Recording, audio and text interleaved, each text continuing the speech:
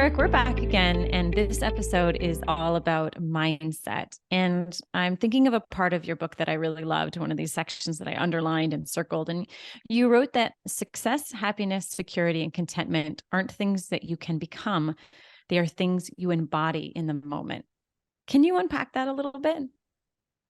Yeah. And it's part of what I characterize as a cultural lie in our society, where we've been just trained that, we have to do all the right things. We have to, do well in school, go to the right schools, work hard, get good grades. Then we have to work hard again. Then we get a family, we get a house, and then someday, we get to take these great vacations, and someday we get to be happy.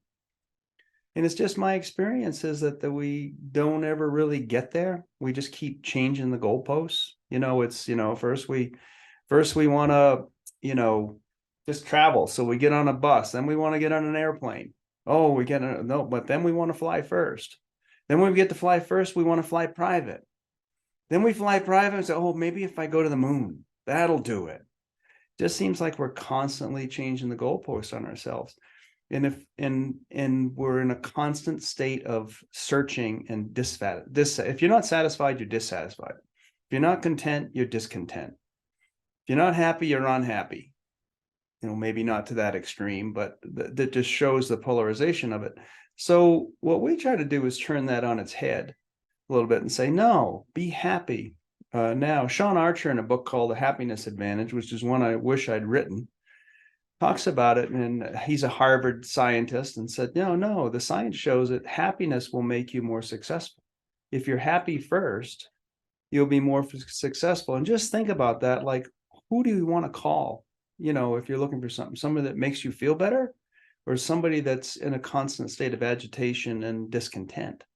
You want to call a person that makes you feel better. And who's the person that's most likely to take appropriate actions, or to take actions in the face of a lack of progress, that just keep taking actions? It's the person that's happy, that's content with his life, that's willing to just keep going. So I say that's not a place to get.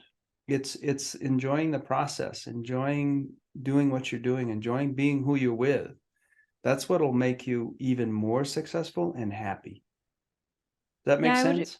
100%. And what I would say too is that I agree with you that this cultural lie that you refer to, this idea that once I have all these things, then I will feel a certain way, then I'll start acting a certain way. But you turn that around in your book, and you really go deep in this concept of be, do, have, this different model of Yeah. being in the world.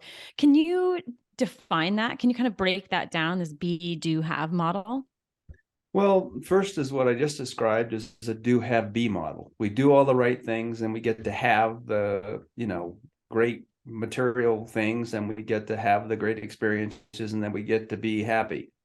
That's the lie that I talk about. So by turning it around and finding happiness and success and contentment now is being.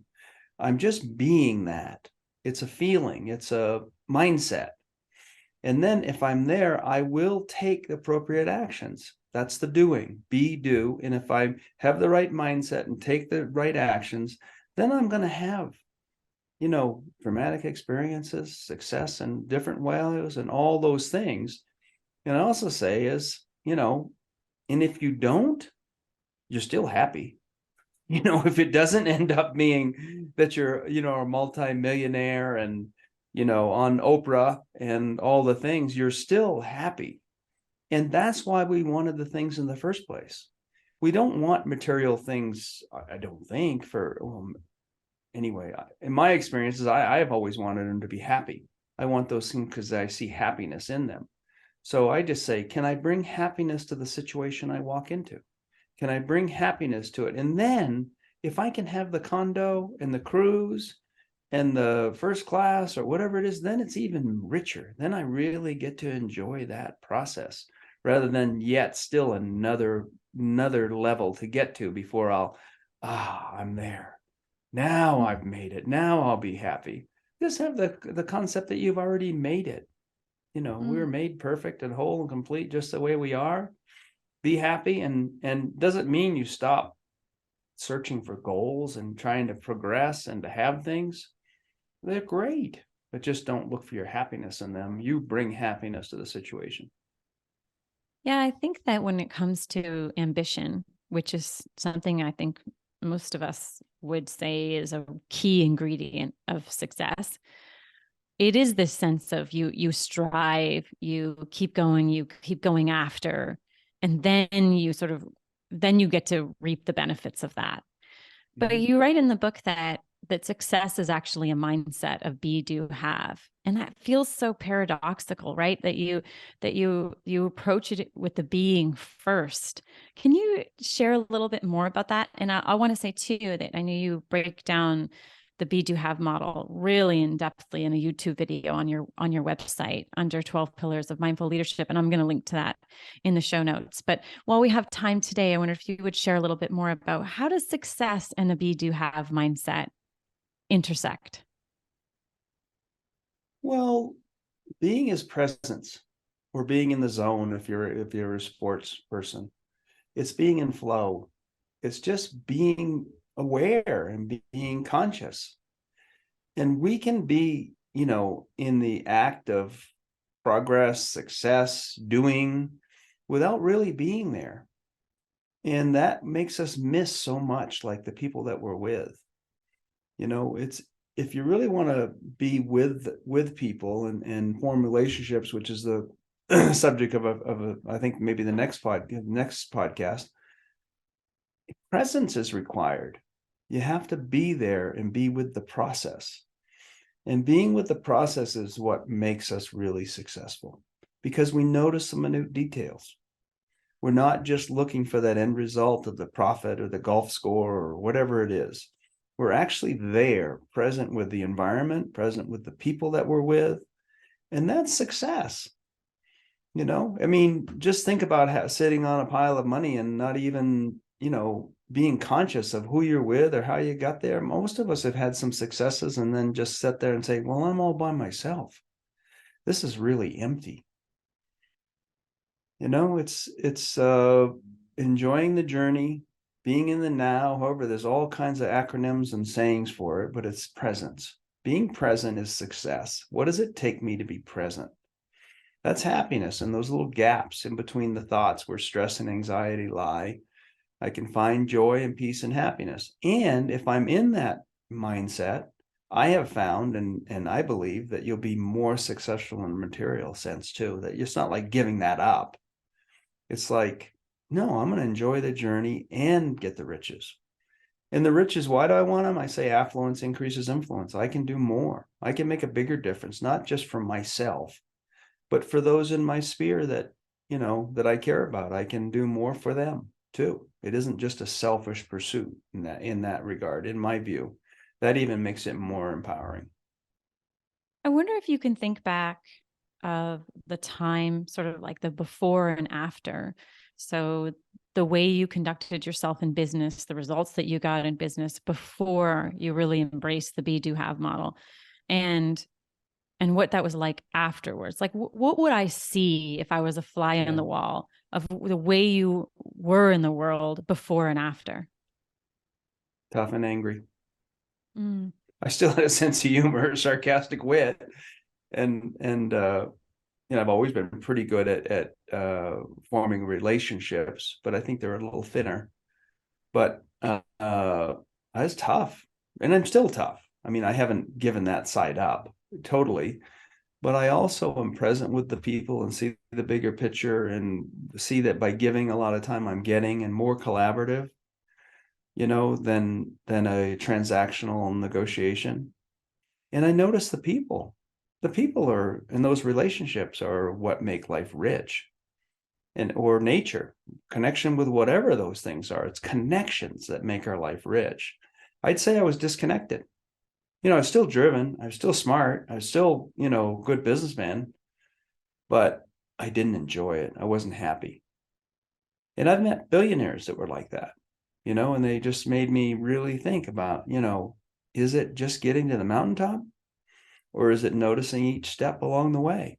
Is it noticing the pebbles and who I'm hiking with? And, I've played around in golf without even knowing who I was with, just so, tied up in my own world. And to notice it and, look for the other person's ball. And to do those kind of things was a journey for me. And I just find the richness in that.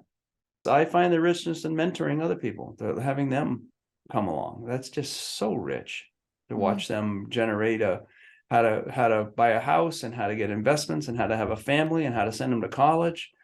I just had one of the guys who's been with me here 25 years. His youngest son just came in yesterday and was heading, just graduated high school and headed off into the Army Reserve, National Guard. It was just so great, just because I watched him from day one generate a family and manifest a beautiful family.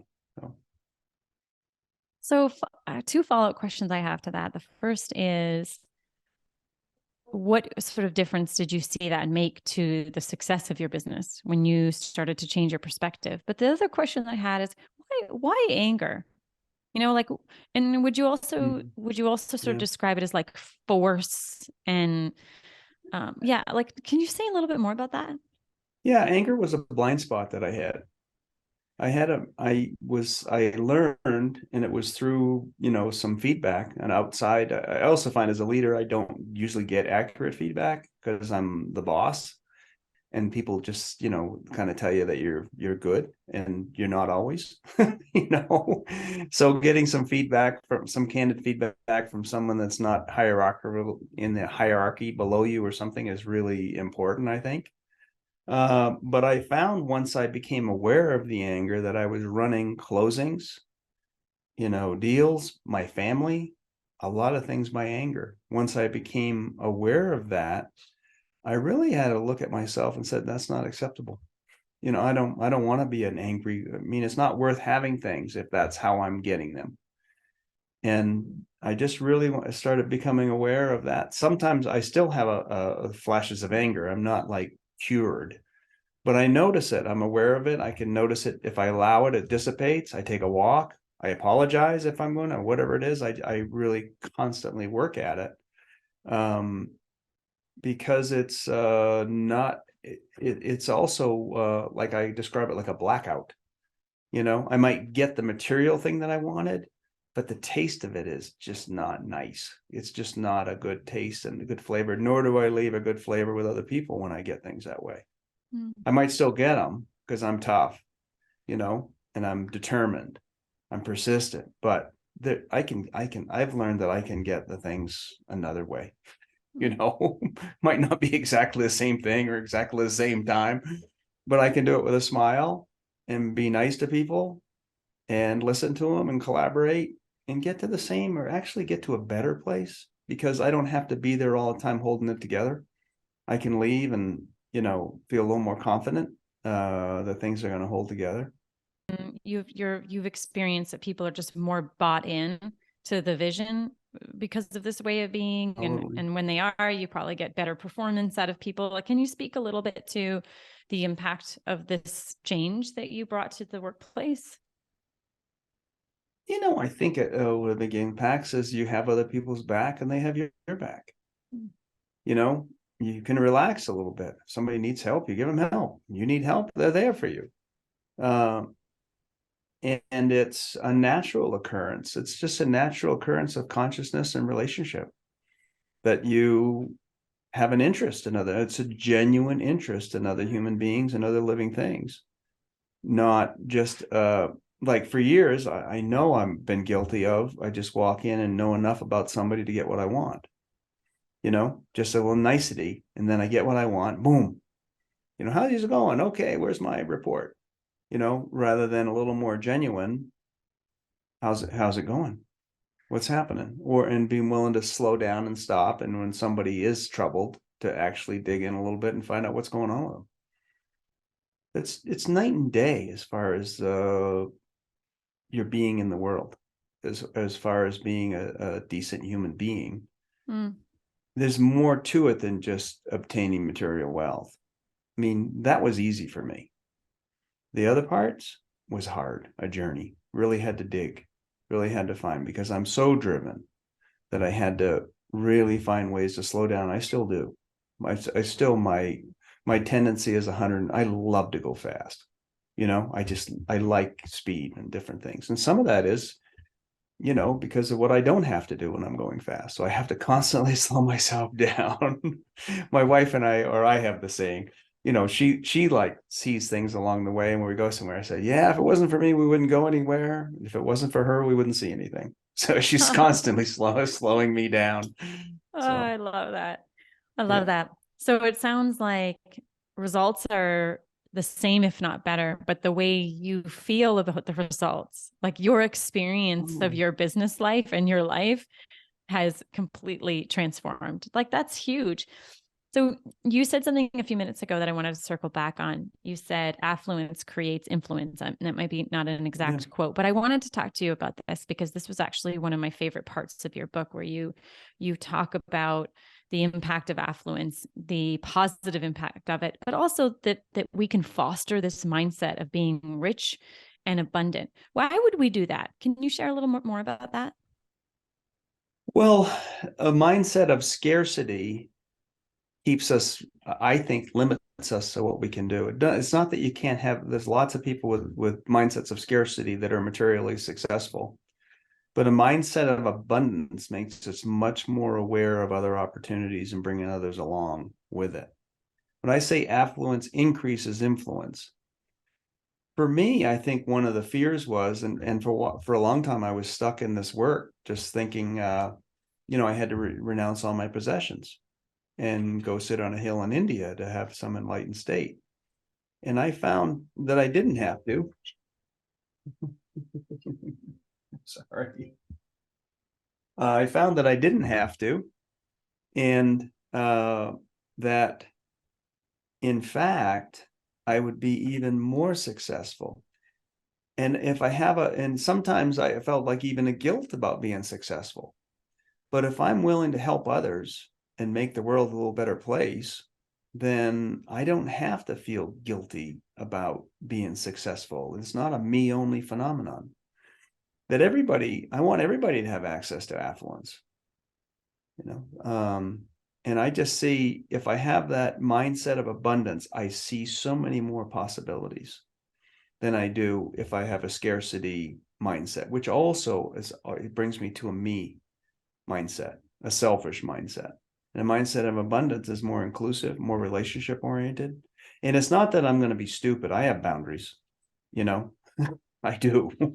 And I think people should have boundaries, but also the willingness to explore and look broader.